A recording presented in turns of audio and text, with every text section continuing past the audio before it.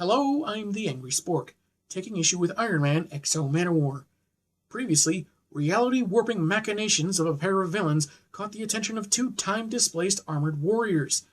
When the power became too much to resist for Baron Zemo, he decided to harness the fragments of the Rock of Reality before it was time, and caught some interference by his mysterious ally Crescendo, and then, well... We hit a little snag when the universe sort of collapsed on itself. Now let's see if Tony can fix this mess in a cave with a box of scraps.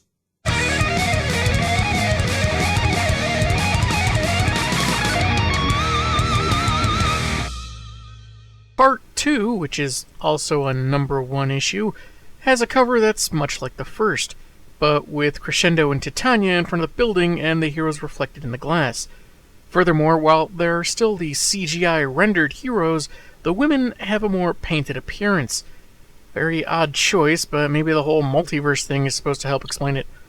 We begin in Manhattan in a world of valiant marvels, and if you recall how Part 1 used those words, you probably know what we're in for.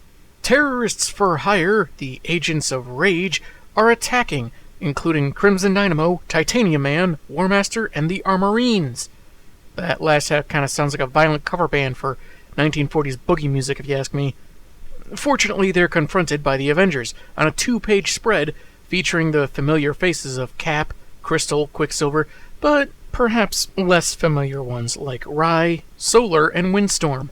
Narration notes that one of the Armorines is Rand Banyan, who was the Man-O-War Tony encountered in Part 1, and also that this world shouldn't exist and is nearing annihilation. I gotta sing the Doom song now! Doom, doom, doom, doom, doom, doom, doom, doom, doom! The enemy is made short work of while the heroes explain what they're doing as they're doing it, until War Master reveals a vibranium bomb in his chest.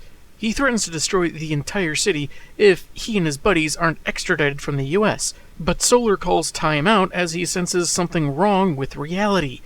And this time it isn't reality TV or kids these days. They begin disappearing as we're taken to 408 AD, where Auric of Dacia is on the run from some Roman soldiers, weary from so many battles that he has to fight the temptation to stop and let them do him in.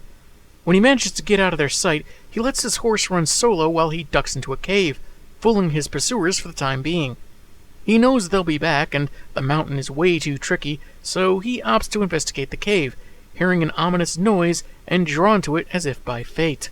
Unfortunately for him, fate in this universe is an easily bored sociopath and jackwagon, and is actually luring him back towards the Romans. He sees what he considers a strange-looking satchel resting on a rock, actually an attaché case, and pries it open with his sword to find Iron Man's gear, which he refers to as good skin. Not sure why he wouldn't just call it armor, since it's, clearly metal and all armory.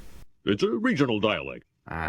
What region? Upstate New York. From there, we jump to Silicon Valley in 1992, where young Tony Stark is being chewed out by his dad for disrupting his research of an alien pod, the secrets of which Pappy is competing with Orb Industries to discern. But Howard's not really all that angry, saying he loves how curious his boy is and decides to take a break. He explains that the pod was discovered in 408 AD, like where we just left, and the symbiote inside has repeatedly hatched throughout history. The most recent was when it involved a Nazi soldier, a fact Tony knew presumably by hacking S.H.I.E.L.'s database. Again. Since World War II, it was recovered by the Allies and has been studied in stasis, with Stark Industries tasked with finding out how to awaken it. Howard's gotten so far as to decipher the alien programming and downloaded new protocols in hopes of hatching and further developing the pod. Tony seems certain that means mass-producing it as a weapon, a subject father and son don't seem to agree on. Look, son, we either weaponize this thing for America or hope whatever's inside is edible so we can have an unlimited source of omelets. My entire career has been built on those two options. No time for ethical debates, as the pod seems to be hatching, and busting out of its containment for good measure. Before the elder Stark can get his son out of the lab, he's violently knocked back, and the next thing they know, Tony is wearing the exo armor, and not exactly calm about it. Teenager finds an alien artifact that gives him superpowers? Heck, he's a year away from Mighty Morphin Power Rangers hitting it big on the airwaves, so maybe that'll improve his disposition. Except their costumes actually look better. That's right, I said it. Fight me!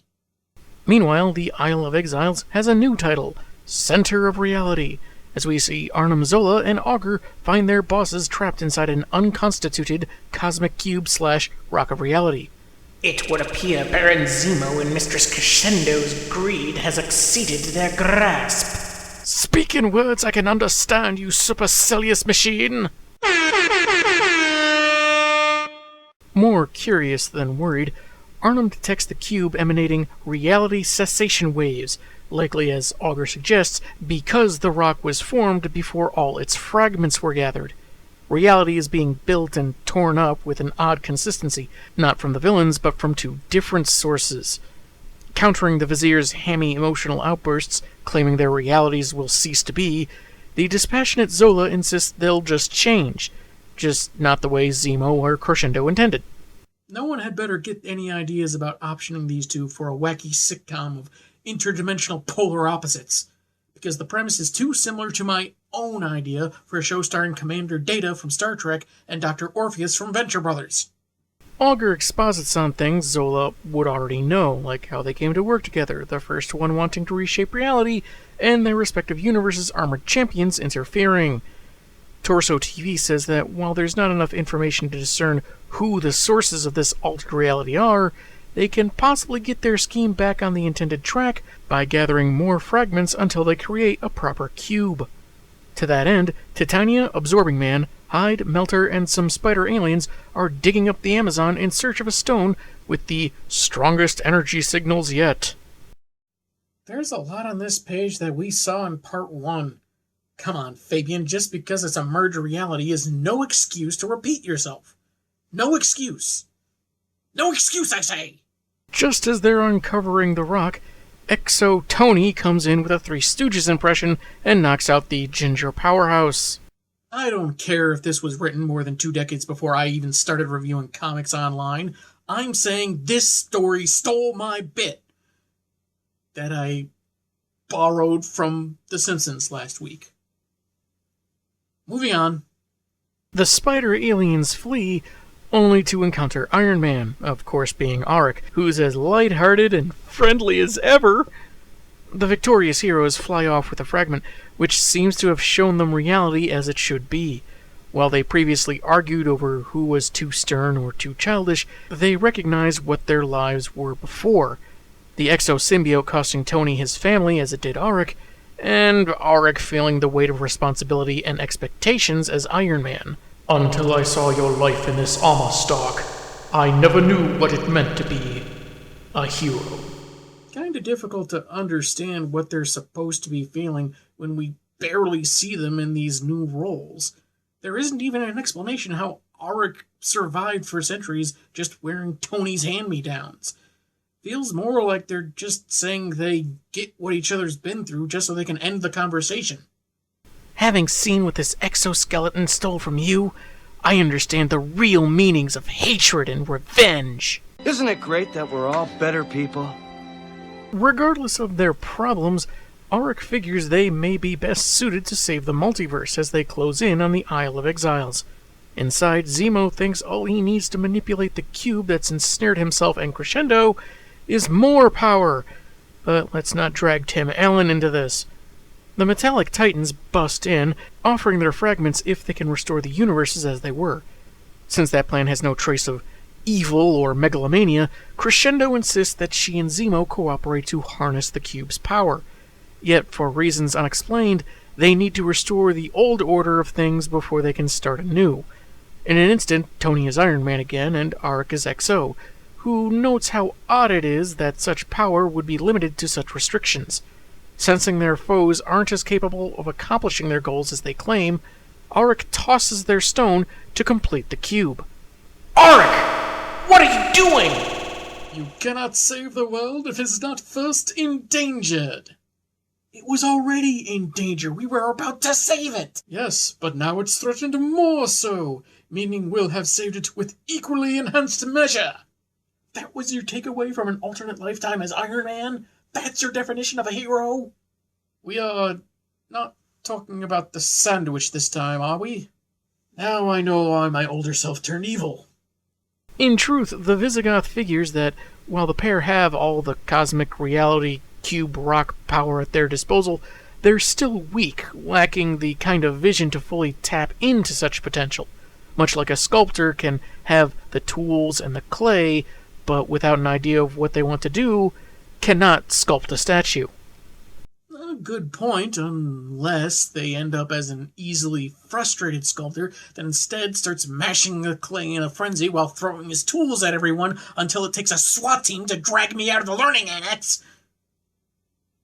I mean them. There is an attempt by the villains, if only because their egos demand it, but their minds are too stretched trying to overwrite one universe after another, to the point they begin losing their sense of self.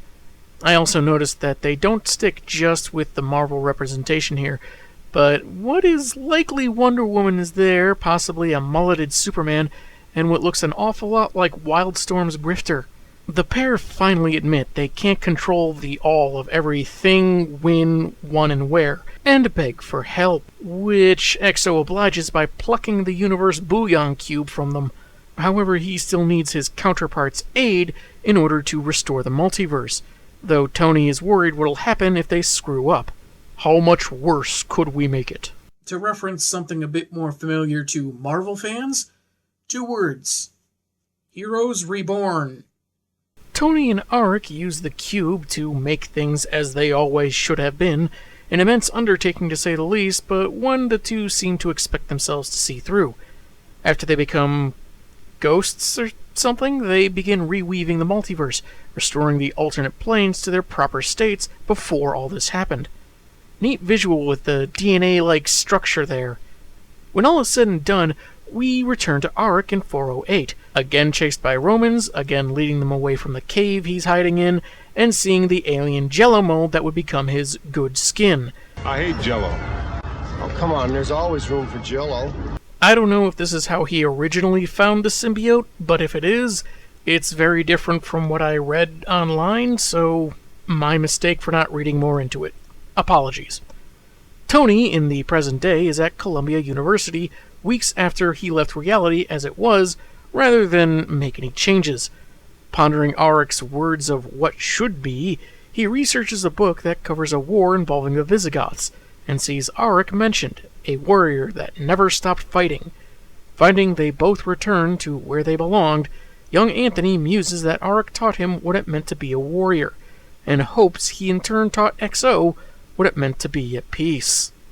And with that conclusion to heavy metal, I can say this story taught me there's an alternate reality where several of these concepts and elements are done much better. This one, right over here, in fact. Don't get me wrong, it's not awful. There's some fun bits of dialogue and narration, but I've read better stories from Nicieza. I can understand, as confusing as it was upon first read, not getting in-depth on Iron Rhodey or Rand Manowar. What was the multiversal nature of the overall story premise, it's kinda self-explanatory that these are different versions that are, in their own way, no more false or less true than the characters we're used to. But to kind of glaze over how Tony, an inexperienced teen version no less, just figured out Zemo's plan seems like a pretty big oversight, whether or not it was intentional. It's one thing to have these universes work together as one for a spell, acting as if it had always been that way without exposition. It's another to flat out say that these heroes that have barely interacted have suddenly learned the epic life lessons from one another because a space rock gave them some visions of the proper realities. Then you have the ending, Stark reading about Arik in a book. No way that's the same Arik, because he's from an alternate Earth. It was pretty clearly defined early on that these are 2 separate universes with their heroes crossing over and interacting. It's not like Superman and Spider-Man, where you just previously assumed they existed in the same universe but only interacted in special occasions. So if anything, Tony's reading about Marvel 616's version of Arik, who didn't have the exo symbiote suit. Just like with their insta-bonding earlier, I just don't get where all the feelings of respect and contentment are supposed to be coming from. A concerning problem with this story is that you don't really get to know either character very well. Sure, you might have heard of Iron Man in 1996, but unless you were following his title at the time, you wouldn't know why he's suddenly a teenager. Even less developed is the Visigoth warrior that has very little dialogue in the first part. The art is very 90s, about what you'd find in several books in terms of coloring and shading choices, as well as character designs. The ladies, for example, show some skin, but are kind of conservative compared to other characters at the time. Though as far as part 2 goes, considering Titania doesn't show up for very long, and Crescendo spends most of her time in the cube, their appearance on the cover feels kind of misleading. Maybe they were going for a sex appeal kind of thing, but I've honestly seen characters drawn better, but to each their own. I don't know about any of you, but Manowar's armor seems very unappealing to me. It feels very needlessly bulky and clunky in appearance, and maybe overly designed, and there's probably more that I can't seem to put my finger on. But hey, that's just me. And I can only guess why both of these parts are labeled #1 issues just because they flipped which hero gets top billing. Seems a little bit confusing if you ask me. I can't really give this a very strong recommendation unless you're a really hardcore Fabian Nicieza fan, in which case you probably already own it. I'm the Angry Spork, and man, have I got issues.